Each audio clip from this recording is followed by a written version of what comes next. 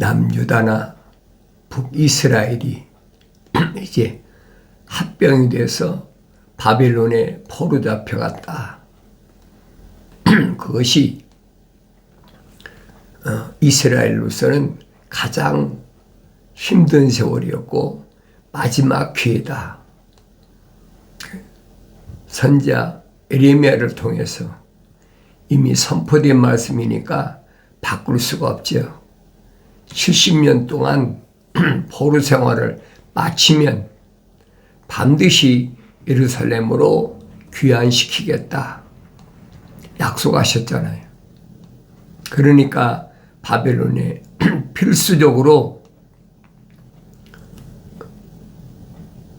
사로잡혀가는 것은 당연한 일인데, 그런 일들을 성경에서는 이제 스게왕 지나고 므낫세가 왕으로 12살 때 등극하면서 예루살렘에서 55년 동안이나 온갖 더러운 우상들을 가득 세워놓고 하루 이틀이 아니잖아요. 55년 동안이. 그러니 남유다가 뭐가 되겠습니까? 그러니까 남유다가 멸망할 때 뭐라고 선지자를 통해서 말씀하셨느냐? 므낫세의 죄로 인하여, 므낫세의 죄로 인하여. 그래서 므낫세가 낳기 전에 선지자 이사야가 스기야 왕에게 죽으라, 죽으라. 그때 죽었으면 그런 일을 안 당했죠. 그런데 이런 일은 하루아침에 일어난 일이 아니에요. 하나님의 아버지께서 이미 오늘 나에게 거울로 본보기로 보여주시려고 계획하신 일인 것을 내가 성령 받아야 올바로 알 수 있음을 성령 받고 읽어야 알지요. 성령 받기 전에는 알 수가 없어요. 그냥 지나간 이스라엘의 하나의 역사다. 나하고는 상관없다. 무관하다. 그렇게 생각이 들죠. 그러나 성령 받고 어린아이 때는 아나에 모르죠. 성장해서 이제 사리를 분별할 줄 알고 무엇인가를 올바로 깨닫게 되면, 성년이 되면 보여진다는 거예요. 그러니까 북이스라엘과 남유다가 패권 국가에 아수르에서 바벨론으로 넘어가니까 거기서 합병이 됐잖아요. 그러니까 북이스라엘은 이미 아수르로부터 침략당한 지가 연도로 보면 그래요. 기간으로 보면 한 130년이 넘어갔고, 거기다가 남유다가 이제 70년이 바벨론에서 포로 생활해야 되니까 그 기간은 200년이 된다.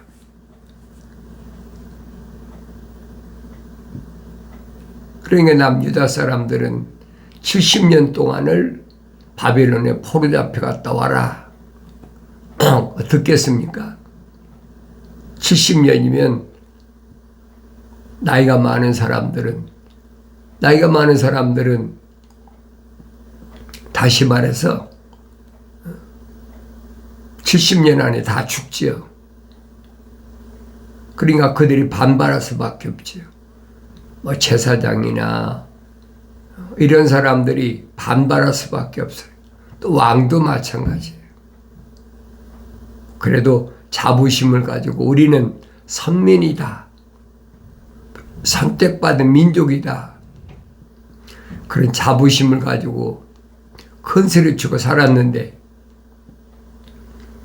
하루아침에 포로로 잡혀가는 게 그들이 가겠습니까? 이게 반발하는 거예요. 그걸 깨달아야죠. 그러니까 성경을 안 읽으면 깨달을 수도 없고, 성경을 읽어도 내가 성령 받고 읽어야 올바로 깨닫는다. 성령 받기 전에야 얼마든지 성경 읽죠. 읽어도 깨달을 수 없는 것은 왜 그러느냐? 성령 받지 않으면 깨달을 수가 없어요. 그 사람이 어떤 언어를 사용하든, 어떤 민족에 속해 있든, 어떤 족속이나 어떤 백성에 속해 있든 아무 문제가 아니에요. 중요한 것은 하나님의 형상을 닮은 사람은 하나님의 모습을 닮아서 완성돼야 된다. 그러니까 바벨론의 포로 잡혀가기 전이든 그 후든 간에 하나님의 형상을 닮은 사람을 하나님께서 부르셔서 그 시대마다 선지자들을 세우셔서 말씀을 선포하게 하셨다. 사도들이 증거하잖아요. 선지자들은 어느 시대 사역을 감당했던 간에 성령의 감동으로 그들이 말씀하시는 것이지 자기가 하고 싶어 한 얘기가 아니다. 이미 하나님의 아들이 선포하셨잖아요. 사도들에게 뭐라고 말씀하십니까? 내가 가서 아버지께 구해서 내 이름으로 보혜사 성령을 너에게 보내줄 테니까 성령 파라크레토스 그가 오시면 자기 말씀을 하시는 것이 아니라 내가 너에게 준 말씀들을 기억나게 한다. 그리고 그 말씀들을 가르치신다. 또 그분이 오시면 미래에 되어질 일에 대하여 알게 하신다. 예언한다는 거예요. 선지자들도 마찬가지죠. 하나님의 영이 주의 영이 그랬잖아요. 그런데 그게 누구냐는 거예요. 성령이 오시면 알죠. 그래서 구약에 보면 그랬습니다. 선자들 보면 주의 영이 임하셨다. 근데 에스겔서가 시작될 때 보면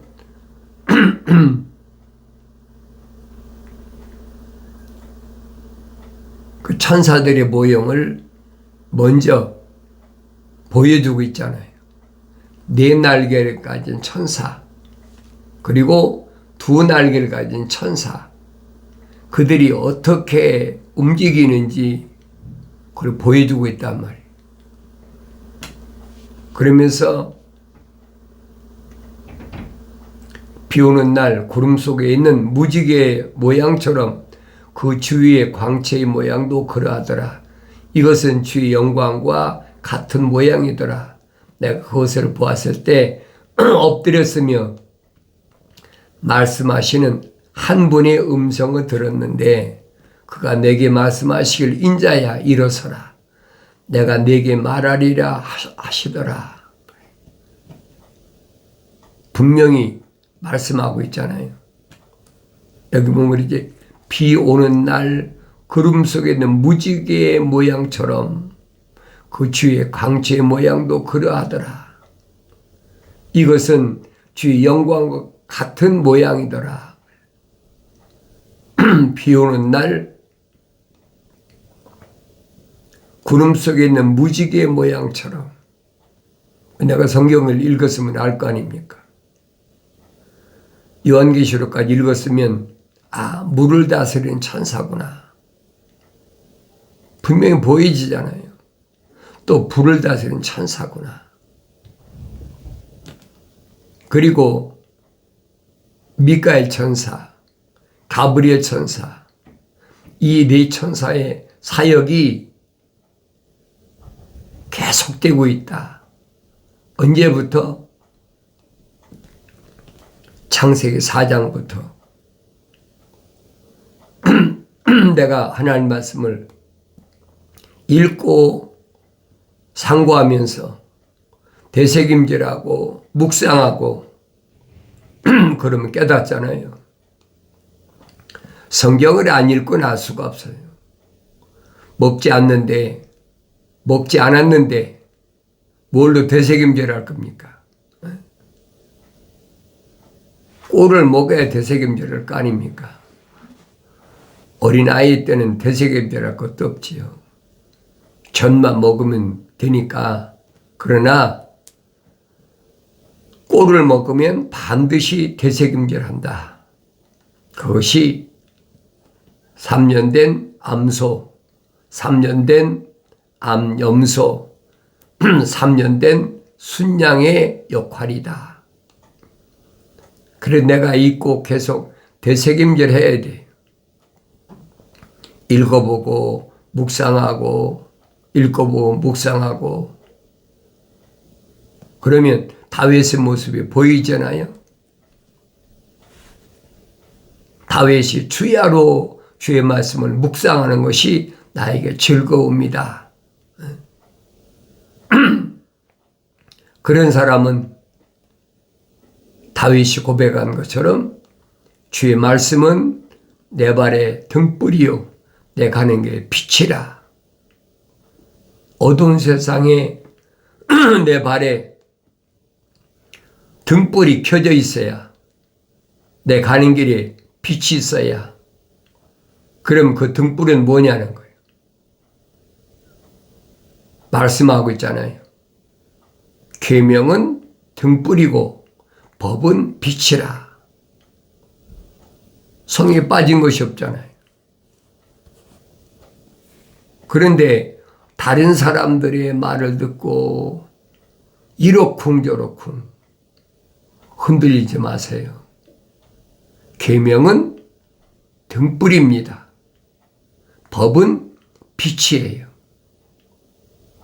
내가 어두운 세상을 살아갈 때 계명의 중요성을 알고 율법의 중요성을 알아야 되죠. 그래서 사도 요한은 율법이 없으면 죄도 없다. 율법이 있으니까 내가 죄인인 걸 깨닫는 거예요. 사도 바울도 설명하잖아요. 율법이 내게 오기 전에는 나는 죄인이 아니었다는 거예요. 그런데 율법이 오고 나니까 내 안에 죄가 살아났다. 그럼 율법이 죄를 가져다 줬습니까? 아니죠. 내 안에 죄가 있는 것을 율법을 통해서 드러나게 해야 되는 거예요. 그러니까 죄가 드러나니까 나는 어디로 가느냐? 갈보리산에 있는 십자가 앞으로 인도한다. 그래 몽학선생이다. 그러잖아요. 사람이 말씀해 주는 것이 아니고 성령께서 선지자들 통해 사도를 통하여 증거된 말씀을 내가 기억해야 돼요.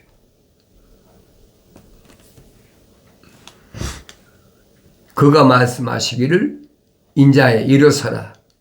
내가 네게 말하리라 하시더라. 인자야 일어서라. 누가 인자였습니까? 2000년 전에 하나님의 아들이 인자는 하나님의 아들이 왜 인자라고 했겠습니까? 그게 무슨 말인가 알아야 돼요.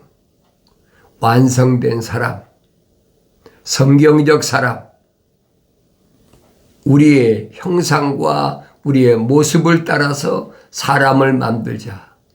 그게 성경적 사람이라는 얘기.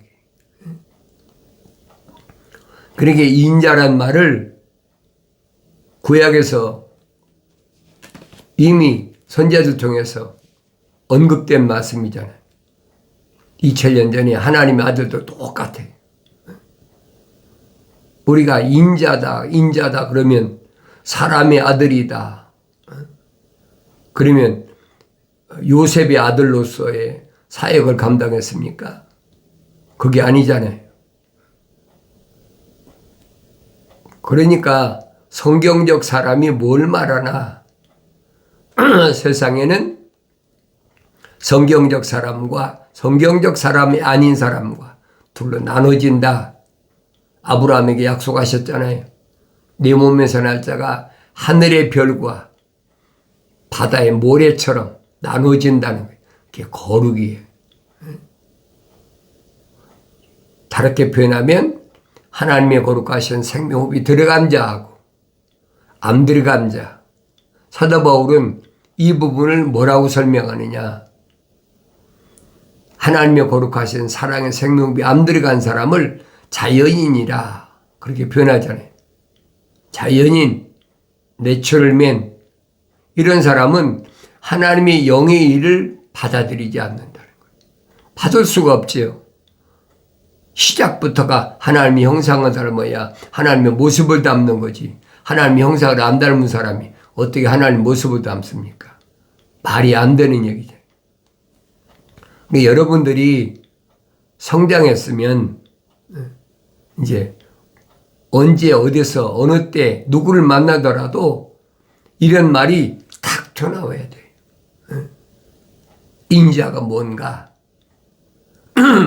내가 성경을 읽었으면 알지요.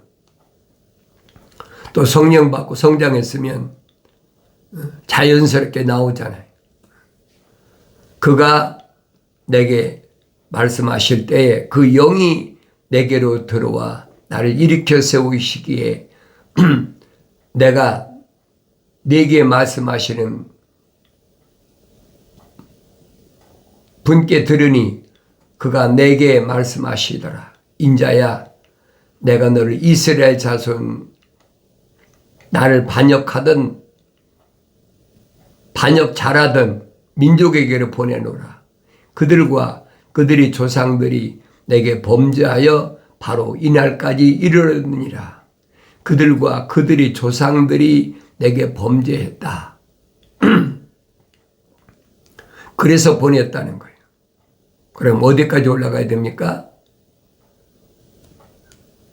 야곱까지 올라가죠.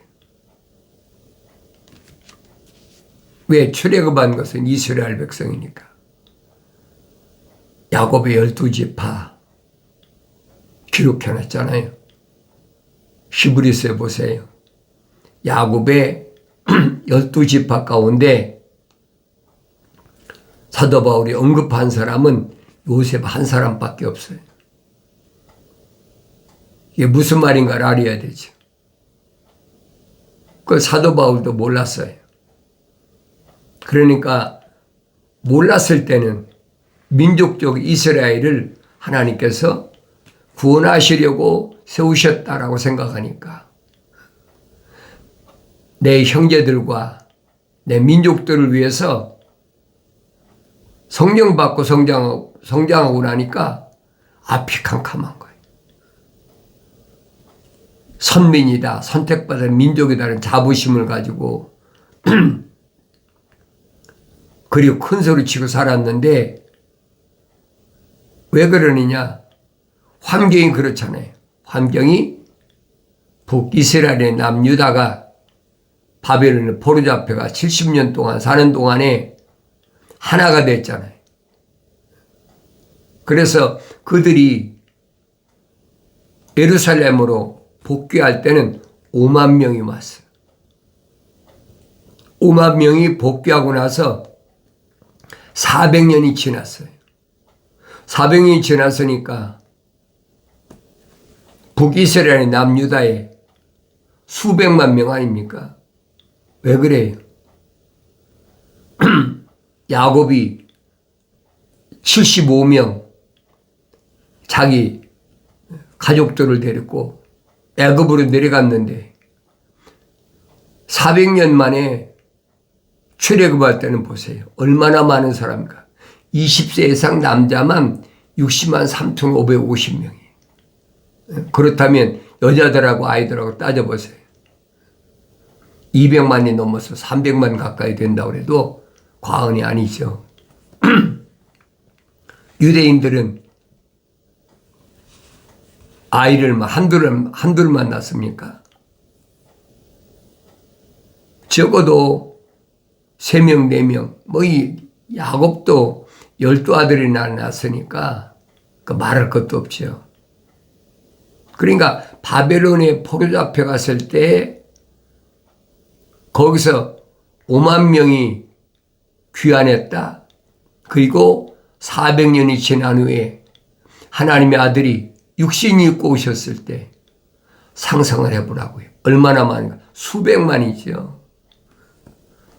그 수백만 가운데 하나님의 아들이 선택한 제자들은 12밖에 사도들은 12밖에 안 되잖아요. 제자들까지 합쳐서 120명이에요. 그래 내가 항상 말씀드려요. 내가 보여야 될 거 아니냐 이 말이에요. 2000년 전에 유대인들 가운데 누구만 선택하셨느냐? 누구만 제자로 삼으시고 누구만 사도로 삼으셨느냐? 그들의 정체성을 밝히잖아요. 그들은 다 생명책에 그 이름이 기록된 자들이다. 수백만 가운데 이름이 생명책에 기록된 사람이 120명밖에 안 된다? 믿어지겠습니까? 믿어지든 안 믿어지든 상관없어요. 성경에 기록된 것이 그러니까. 하나님의 아들이 선포하셨으니까. 귀신이 너에게 항복하는 것을 기뻐하지 말라. 너희 이름이 생명책에 기록된 것을 기뻐하라. 분명히 선포하셨잖아요. 그러니까 하나님의 아들이 갈보리산에서 무참하게 십자가에 못 박혀 죽으시고 물과 피를 다 쏟으신 후에 다 이루었다라고 말씀을 선포하시잖아요. 다 이루었다는 말 무슨 말이에요? 하나님의 아들로서 육신 입고 오신 목적이 완성됐다는 거예요. 다 이루었다. 그러니까 구약에 있는 성도들이 무덤에서 무덤이 열리고 부활했다. 성경에 기록되어 있잖아요. 다 이루었다. 그리고 40일 동안을 무한 증거로 제자들에게 나타나셨다. 그리고 올리브산에서 승천하실 때 500명가량이 목격했다 그랬어요. 500명가량이 목격했는데 그 중에서 120명만 예루살렘을 떠나지 말고 아버지 약속하신 걸 기다리라. 몇 날이 못 돼요. 성령이 임하시면 권능을 받고 예루살렘과 유다와 사마리아 땅 끝까지 이르러 나에게 증인이 된다. 하나님의 아들이 대한 증인이라. 성령 받아야 된다는 거예요. 그러면 예루살렘과 유다와 사마리아, 이스라엘이잖아요. 그리고 땅 끝까지 나에 대한 증인이 된다. 그것을 사도 바울은 하나님의 아들이 오셔서 유대교를 개혁하셨다 그랬어요. 그것이 AD 70년에 개혁이 완성됐잖아요. 개혁의 시작은 하나님의 아들이 성전에 가서 돈 바꾸는 돈통을 엎어버리고 비둘기 파는 비둘기를 날려버리고 양을 내쫓아버리고 그게 개혁의 시작이. 자신이 십자가에 못 박혀 죽으심으로 개혁을 세상에서 마친 거예요. 그리고 개혁의 마무리는 약 40년이 지나서 AD 70년에 유대교가 완전히 없어졌잖아요. 유대인 자체가, 유대 나라 자체가 유대교니까 흔적도 없이 없어져 버렸잖아요. 왜? 반역자라는 집안이라고 분명히 에스겔 선지자에게 말했잖아요. 이 백성은 반역하는 자들이라. 그러니까 로마가 세상을 지배하는데 계속해서 반역이 일어나고 모의를 하고 그러니까 아예 없애버렸어요. 그걸 하나님의 아들이 선포하신 거예요. 예루살렘은 돌 하나도 돌 위에 놓이지 않는다. 제자들이 상상은 했겠습니까? 46년 동안이나 지은 이 건물이 그렇게 무너집니까? 나중에 성령 받고 나서 깨닫잖아요. 하나님의 아들이 자기 몸이 죽으셨다가 부활하실 것을 말씀하신 것이다. 성령 받기 전에 알 수가 없어요. 그래서 3일 만에 부활하셨다. 하나님 말씀은 전부 뭐로 됐느냐? 암호화됐다. 잠가 놓으셨다는 거예요. 그러니까 하나님의 형상을 닮은 사람이 하나님의 모습을 닮아서 완성되지 못하면 아무리 읽고 뭐 암송도 하고 또 필서도 하고 얼마나 많이 읽은 사람은 수백 번 읽죠. 몇십 년 동안 생각해 보세요. 얼마나 많이 읽었나. 읽는 게 문제가 아니라는 얘기예요. 필사하는 게 문제가 아니라는 얘기예요. 깨달아지지는 못해. 그래서 선지자를 통해서 말씀하시잖아요. 나의 책망을 듣고 돌이키라. 보라. 내 영을 부어서 내 말들을 알게 하리라. 약속하셨는데 이 하나님 말씀을 읽지도 않고 되새김지도 않고 묵상하지도 않고 그러면서 하나님을 안다? 그건 거짓말이란 말이에요. 하나님 말씀은 반드시 성령이 오셔야 성령이 기억나게 하시고 성령이 가르치시고 성령이 깨닫게 하시고 성령께서는 성령의 감동으로 기록된 하나님의 창조의 계획, 하나님의 아버지의 창조의 계획을 성령이 깨닫게 하시고 가르치시고 마지막 때 되어질 일까지도 그분이 다 알게 하신다. 약속하신 것을 기다려야 돼요. 내가 할 일은 뭐냐? 읽어야 되죠. 너희는 주의 책을 찾아 읽으라. 이것들은 하나도 부족한 것이나 빠진 것이 없고 다 자기 짝으로 되어 있다. 약속과 명령으로 되어 있다. 이는 나의 입이 명하였고 내 영이 모았다. 분명히 선포하신 말씀을 기억하셔야 돼요. 하늘 아래 어떤 것도 하나님 말씀을 대리할 수 없어요. 하나님 말씀을 가르칠 수 없어요. 하나님의 말씀은 하나님의 영이 오셔야만이 깨닫게 된다는 말씀을 기억하시고 날마다 하나님 말씀을 상고하는 복된 삶을 살아가길 바랍니다.